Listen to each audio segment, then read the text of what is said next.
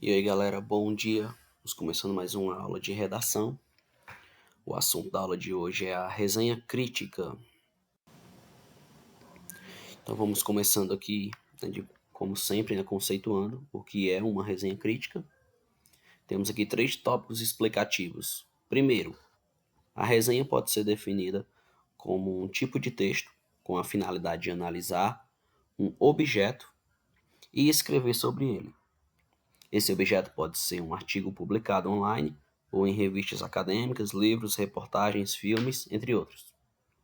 Segundo tópico. O objetivo é trabalhar com a construção de descrições, análises, observação e desenvolvimento de um conteúdo, que no final resultará em uma produção opinativa, mesmo que isso não fique explícito.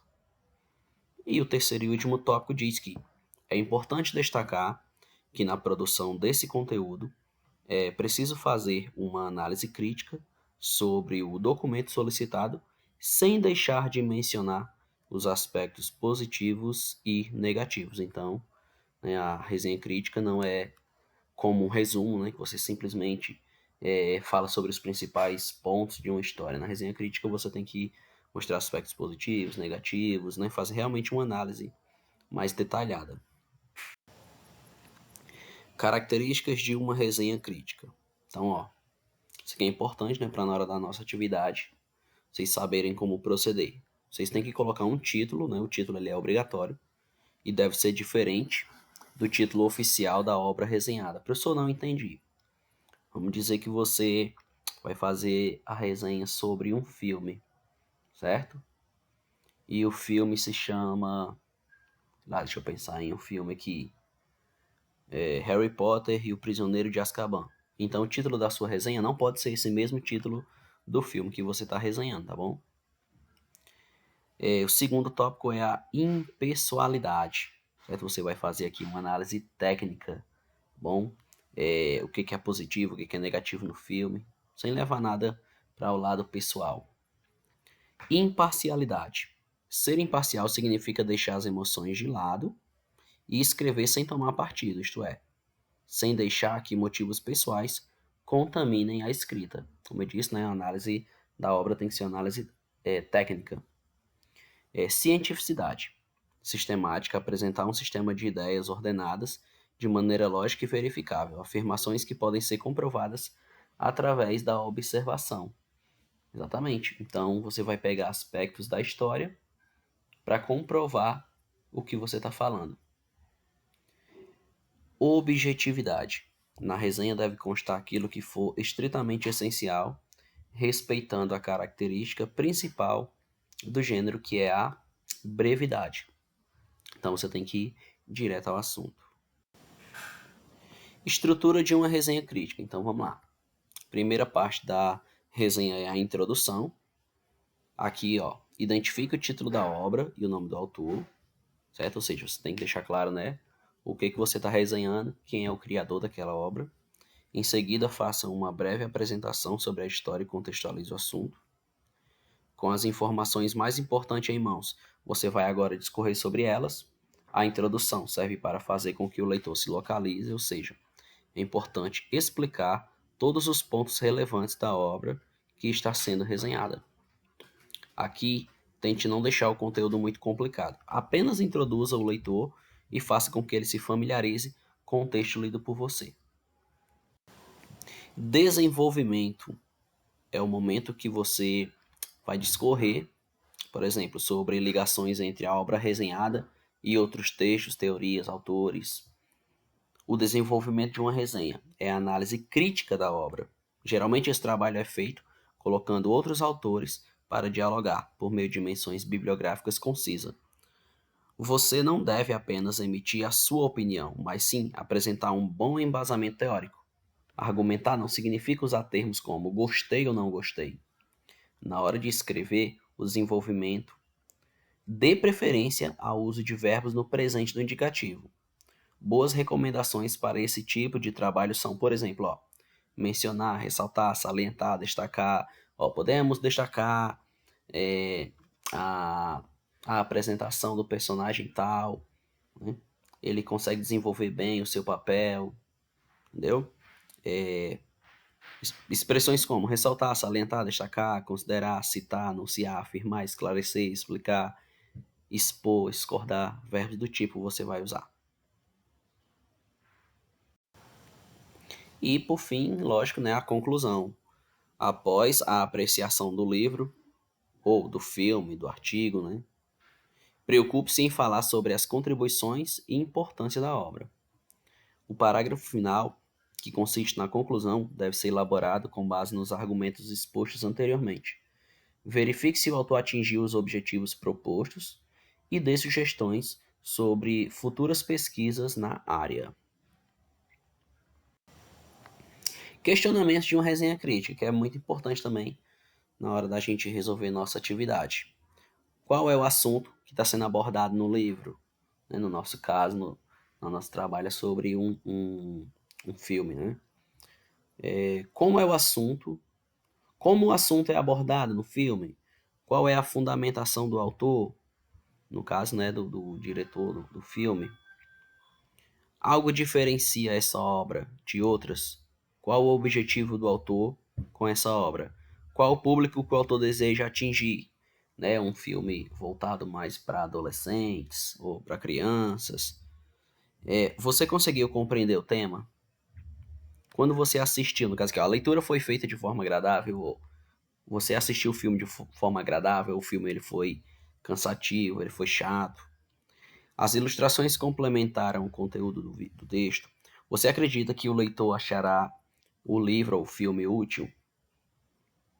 E, por fim, qual a sua percepção com a obra em comparação com as obras do mesmo autor? Ou seja, outros filmes, né, desse mesmo diretor, outros livros, né, desse mesmo autor, por exemplo. Exemplo de uma resenha crítica, nós temos aqui, ó. Sobreviver foi sua obra-prima. O Pianista. Aí tem embaixo aí, né? Um filme, diga aí tem o nome do diretor. Aí vamos ver aqui um exemplo, né, de como que seria a prática, né?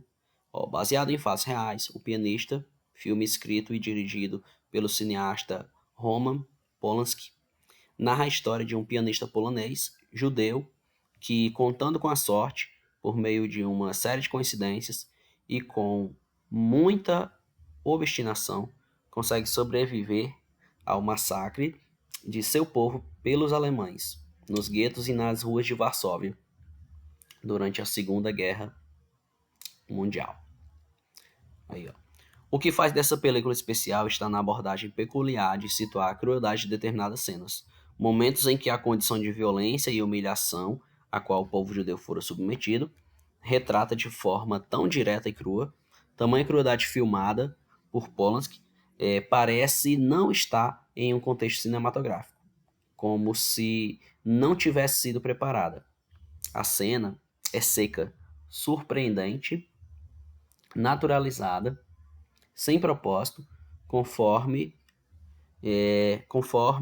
o fora concebida e implementada pelos nazistas. Ok.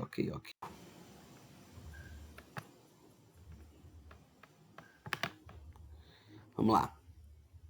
Em um primeiro momento, a abordagem coletiva engloba o drama geral para a população de judeus. Nos 2 terços finais, o diretor desloca o centro para um drama individual, em que assiste, abismado, um ser humano se tornar um farrapo, representado pelo ator Adrian. O personagem busca sobreviver àquela insensata perseguição. Entretanto, o personagem central assume a posição dúbia, mesmo indignado, abandona lutas coletivas de resistência. Tenta uma saída e de sua família, no entanto, os homens morrem nos campos de concentração. Não há como culpar as opções individuais em meio ao caos. Polanski não instaura um relativismo de isenção absoluta.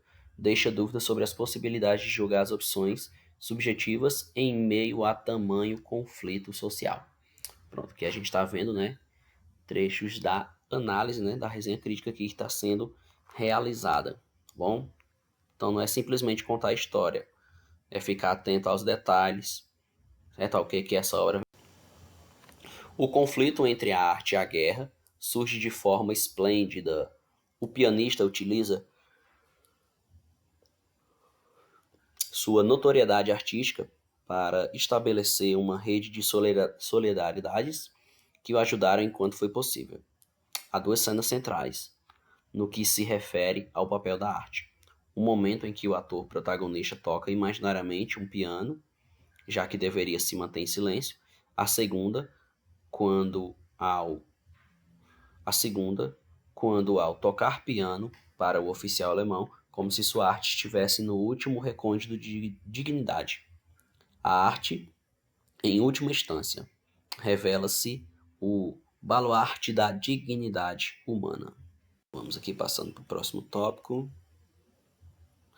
Pronto. O ponto central da abordagem do diretor consiste no fato de que, mesmo com um final esperado, que é, né, que o herói se salva, né, as questões que permeiam o filme não encontram respostas lineares e fáceis, instando a sociedade a pensar nos caminhos possíveis para evitar os conflitos de guerra que acabam por instaurar a irracionalidade, né?